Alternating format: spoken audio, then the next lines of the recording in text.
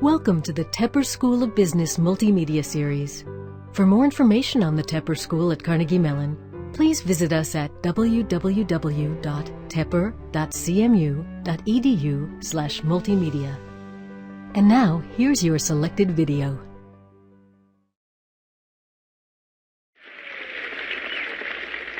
I have a dream that one day on the red hills of Georgia, the sons of former slaves and the sons of former slave owners will be... Please join me in welcoming Mr. Andre Lewis.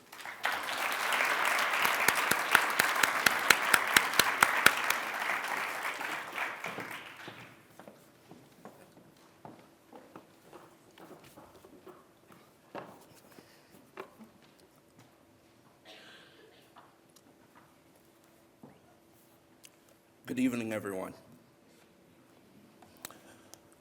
I'll first like to start off by thanking everyone for attending, especially staff, students, faculty, friends, and family. I'm very honored and privileged to be here today and be given this opportunity to speak with you on this very special day.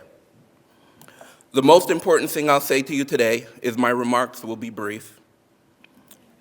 As was mentioned, my name is Andre Lewis, and I'm a first-year MBA student at the Tepper School of Business, and I'm also a native of Jamaica. I want to talk to you today about continuing Dr. King's legacy and becoming a hero in your own way. I'm not talking about becoming Wonder Woman or Superman, although many of you will overcome challenges that feel daunting and require what feels like superhuman ability. I'm talking about becoming a quiet, everyday hero. Someone that is not famous or seeking the limelight. Someone that does the right thing every day, especially when no one is looking. Someone that gives back to their community and that helps to enable the dreams of others.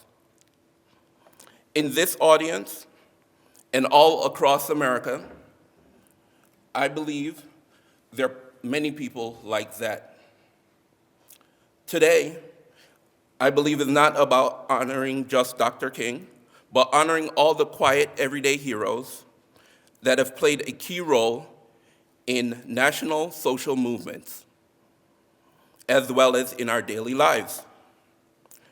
This includes our parents, grandparents, aunts, uncles, siblings, and neighbors, as well as many others that have played a key role and have worked hard and sacrificed to help us get to where we are today.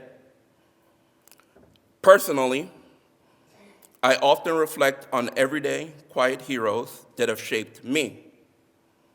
Like my high school math teacher that believed in me when I didn't believe in myself. Like my parents that loved and supported me when I couldn't support myself.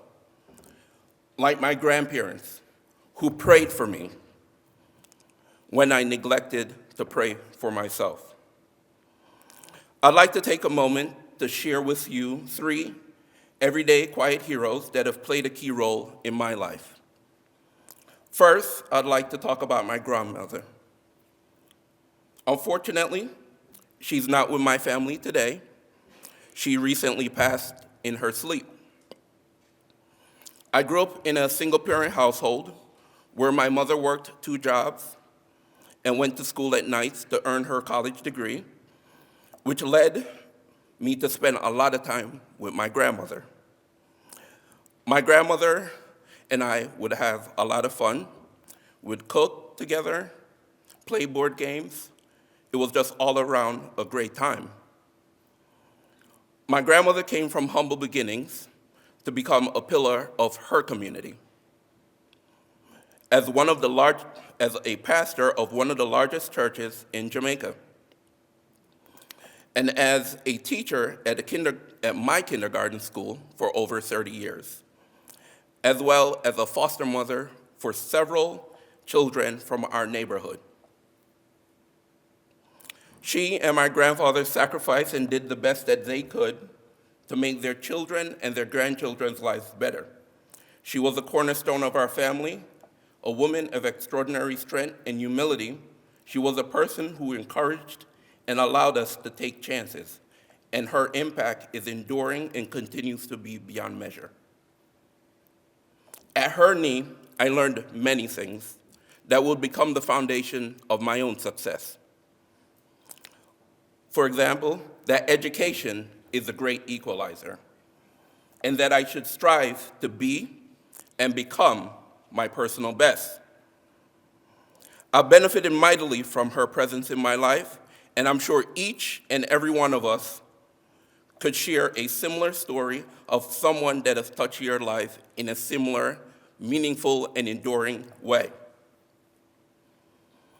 As Dr. King said in his I Have a Dream speech, I look to a day when people will not be judged by the color of their skin, but by the content of their character, which leads me to the second person I'd like to highlight. A college classmate that showed me the generosity of America. As a teenager, I moved from Portmore, Jamaica, a suburb of Kingston, to New York for school. When I left Jamaica, I only took what I could fit in a suitcase. I hardly knew anyone here. I had no friends, and all my friends were actually in Jamaica. I felt severely out of place. Moreover, I experienced culture shock as I entered for the first time a world in which I am a minority. People typically self-segregated, and race was an issue. Once, I retrieved my homework to find a racial epithet scribbled across it. I had heard about racial prejudice, of course, and have seen and read about much more dramatic and uglier things on TV and in newspapers. But the impact of feeling that as a young person was both painful and somewhat of a wake-up call. I had been in a fog of denial until that point.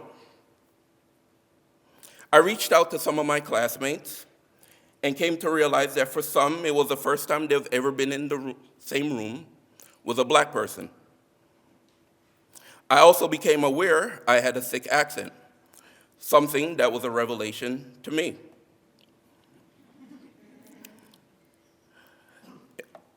Also, I came to realize I didn't understand some basics of American culture. For example, the first time I went to Olive Garden, I didn't know what pasta was. I was a little embarrassed, but I asked a friend of mine who happened to be from Texas, sitting next to me, to explain what this thing called pasta is. Luckily for me, my experience in America has been more educational than painful.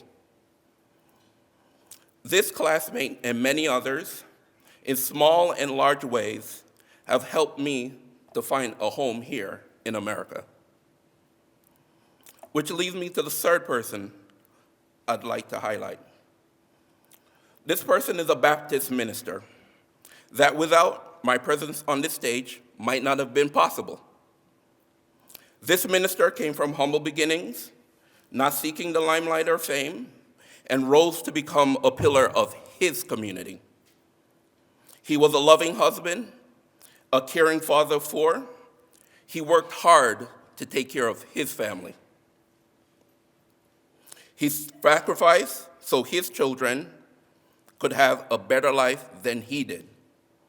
He saw injustice in his community and did something to change it, even when it meant putting himself at risk. The quiet, everyday hero I'm speaking of is Dr. King. Before he gained notoriety for the Montgomery bus boycott in 1955. Dr. King was a quiet, everyday hero before circumstance propelled him to become a national hero that had global reach and global impact.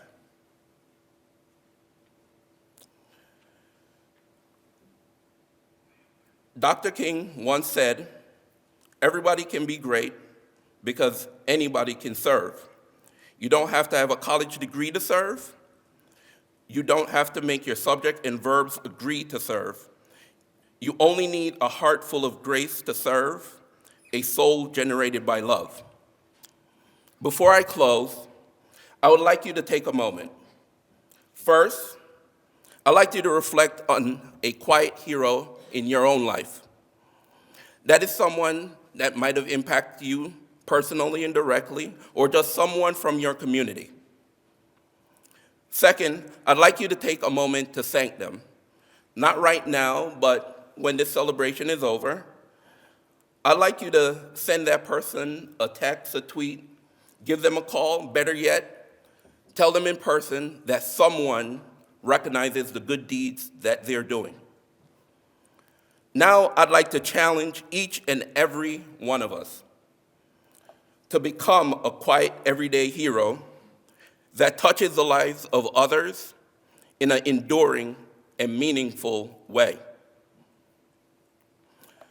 That is someone that is not seeking public attention, that gives back to their community, that gives their time to worthy causes.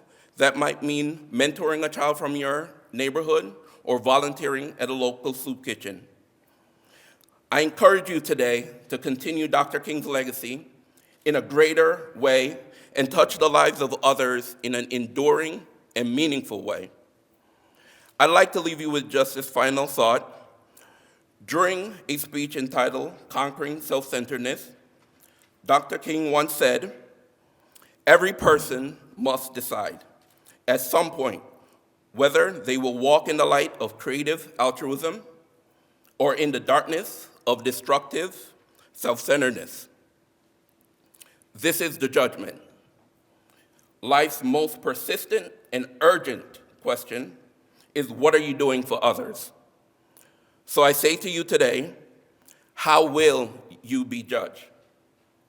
What are you doing for others?" Thank you and good night.